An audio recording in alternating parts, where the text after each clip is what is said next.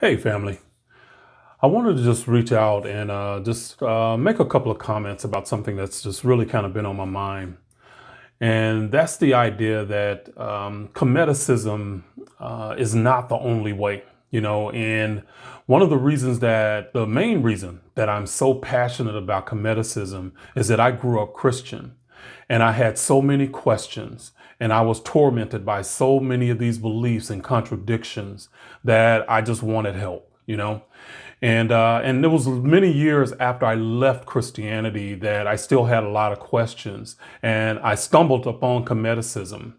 And because it answers those questions for me, every question that I ever had, and brings me so much peace and so much joy, I just love it and I'm passionate about it. So Kemeticism is not the only way. I don't even want to portray it like that because I think that is ignorant.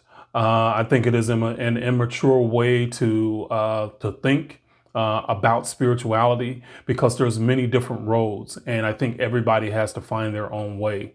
For me, Kemeticism just answers so many questions that I had that it's just something that I'm just really passionate about. And I know that it can answer questions for others and bring them that peace as well. So that's why I share a lot of it.